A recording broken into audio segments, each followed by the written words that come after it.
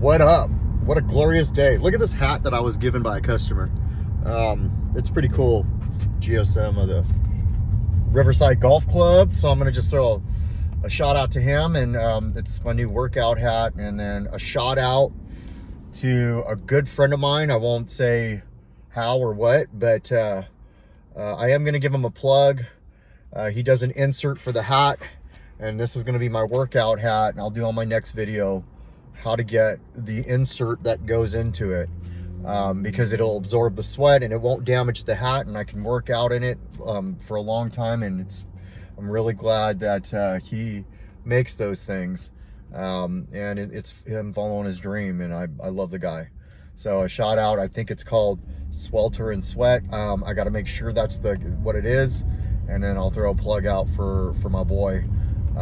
It's a really great invention and an awesome thing that he does. He's very dear to me. Anyways, today is starting off amazing. It is. I feel, what I did. So here's what I did. So if you've been watching my videos, you've been seeing me go through stuff, from financial stuff to spiritual stuff to a relationship that I was in. And from my ups and my downs and my failures. And today, I'll say this all the time, I feel good, I'm better, but today I feel free from it. And the reason I say that is because I'm using a technique that I learned in my recovery, and surrendering to something that it's important.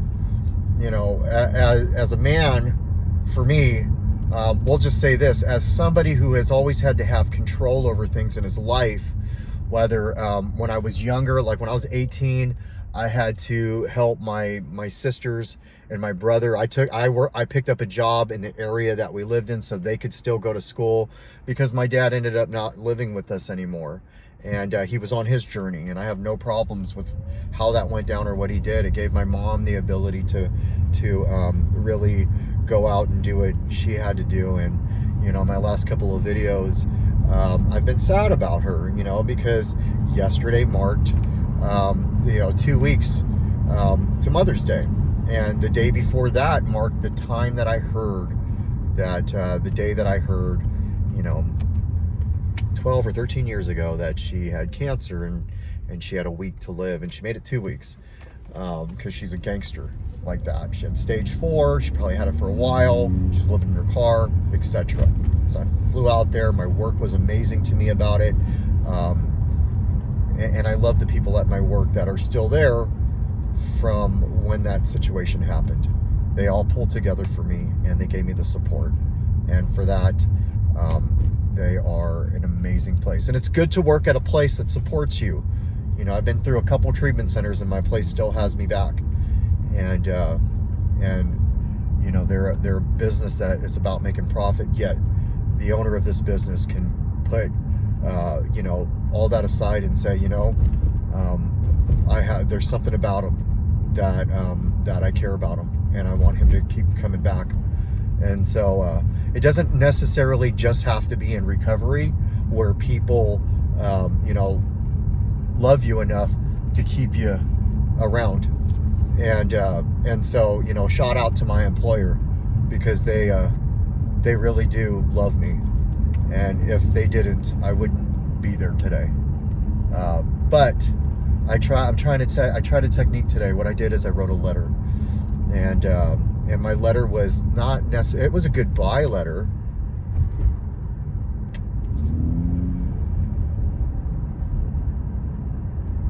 Cemetery is something I do. Anyways, it was more of a surrender, acceptance, and let go letter. And I wrote out, what was going on inside of me, and then I said my goodbye in that letter. And I feel like that was what I needed to do. See, when I was in treatment, every single time I've been in treatment, they have you write a letter to your disease. They have you write a letter to your drug of choice. You're saying goodbye, and if you can do that without a resentment, and if you can do that without, fear, but you can accept that that's a part of you that happened, it really does free you. And I don't know how tomorrow is going to bring, but I do know this. Today, right now, doing that gave me the ability to really let go and accept and not have hatred. And so, you know, I sit here with situations in my life, whether it's going to be people, places, or things, and I hold on to them, you know, and by holding on to them, you're not letting them go. And you can say, and I can say, oh yeah, no, I'm good, but I'm not good until I put in the work. And sometimes putting in the work is writing about it, or sharing about it, or talking to somebody else about it. And I've done all of those things, but I sat down and I asked myself, how long are we going to hold on to this? And I said, well, what would I do if I was in treatment and I was moving to the next? And I thought to myself, write the letter. And so that's what I did. And I feel free from it. Now, tomorrow may be different. Tomorrow I may sit there. Tonight might be different. Freaking 2 hours from now might be different.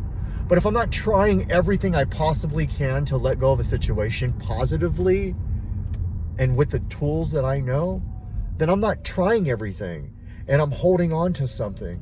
And that way, when some advertiser reaches out to me on my TikTok or my Instagram and says, hey, I don't sit there and say, oh, it's got to be this person in disguise, because that's not healthy and that's not who I want to be. Sometimes I have to ask myself, would I want my daughters to be feeling like this? Would I want my sons to be feeling like this? Would I want a good friend of mine to be going through this like this? And what I can say is this: it may happen, but I want them to work through it like this. And if anybody ever comes to me in the future and says, how do I let go of this situation that I just don't want to let go of? What I can say is, well, here's what I did. Here's how I did it. Not you should do this or you should do that. I went through this and here's how I did it. And then here's how long it took me.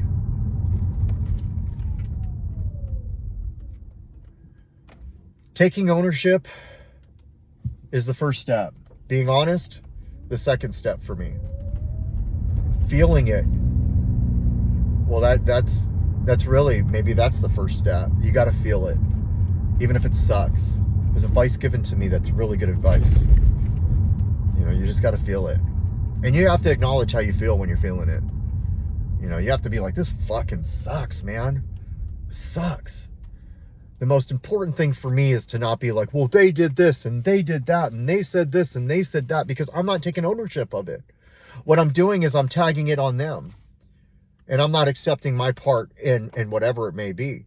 Even if my intention is good, how am I acting about it? Right? And as I continue to work this, I'll discover my intentions. Right? Because it's easy for me to just sit back and say, okay, I'm the victim here. I'm not the victim. When bad shit happens, I'm also a contributor, an enabler, all of that. You know, and moving forward, being able to respect somebody's boundaries means that I have to have my own, and I have to work through them. See, I've never in my whole life been able to set boundaries, true boundaries. It's easy for me to sit here and say, okay, this is a no, and then let it go on. I did that my whole life. I'm a people pleaser. I'm all about what people think about me, and it usually means that they have to like me. And the bottom line is, nobody has to like me. I have to like myself. I have to like myself enough to love myself and not be in love with myself. It's okay to look in the mirror and say, you're a fucking badass. It's not okay to look in the mirror and say, you're better than this person and you're better than that person and your recovery is further wrong than this person. Oh, they're doing their recovery wrong. No, just me, my hula hoop. What's inside of it? That's all I can control. That's all I need to worry about. I don't need to worry about what other people are saying. I don't need to worry about what other people are doing.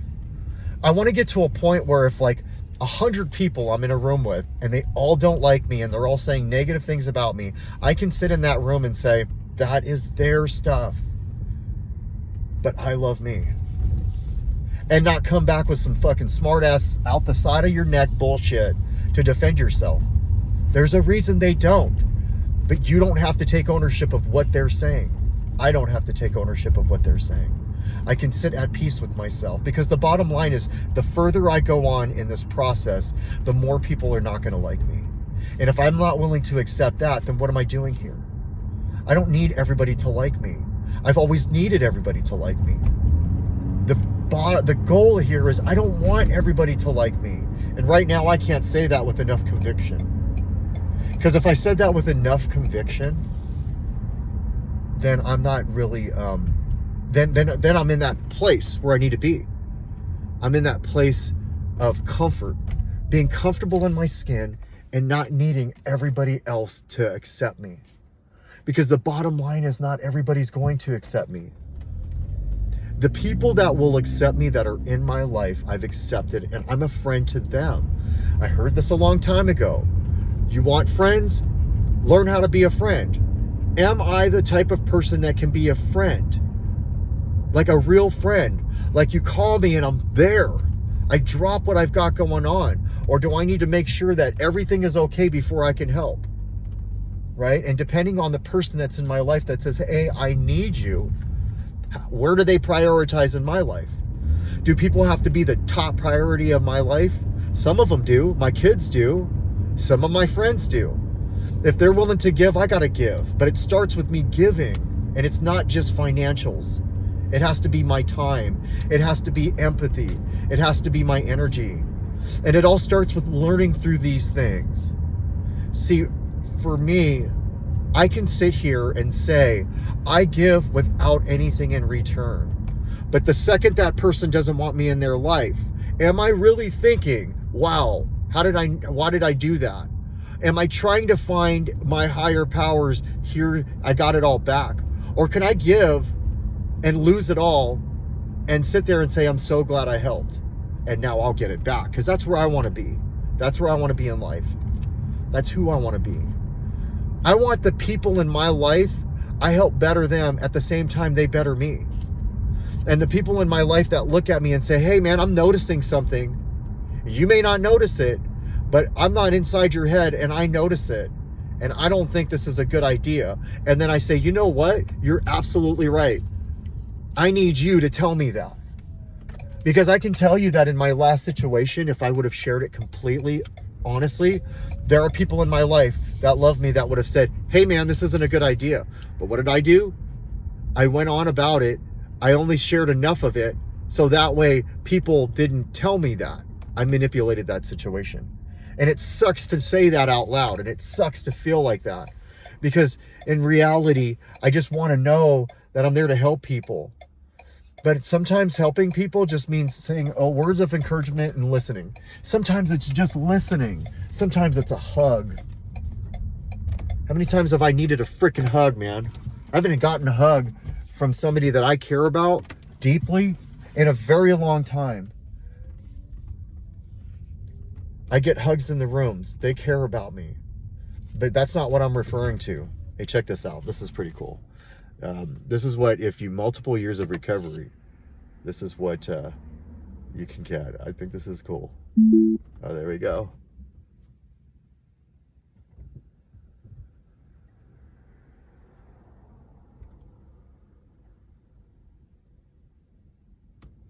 Watch this.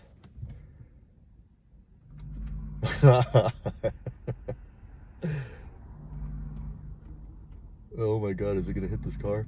Oh my God, that's scary. Trusting my car to park, parallel park for me, is like trusting my higher power when shit's falling apart. I'm not showing off here. I know it looks like I'm showing off, but it took me 2 years to get a nice car. And then after I got that nice car, a couple months later, I went back out.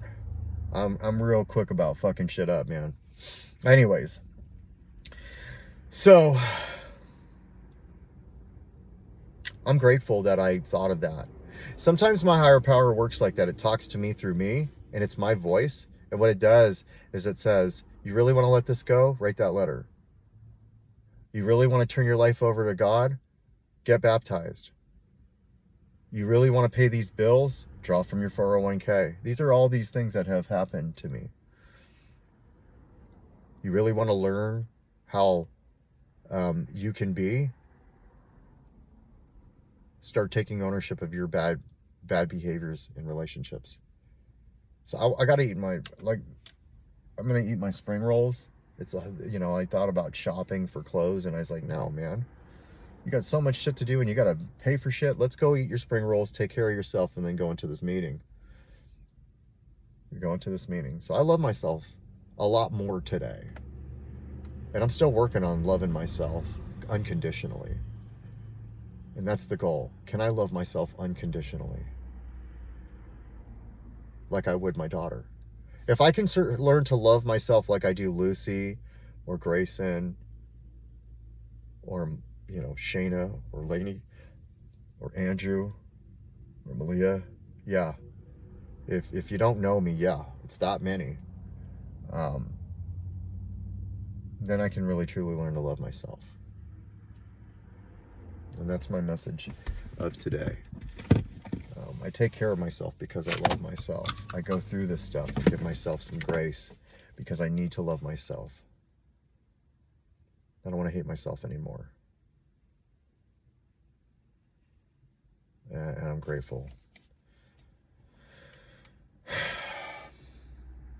Guess what?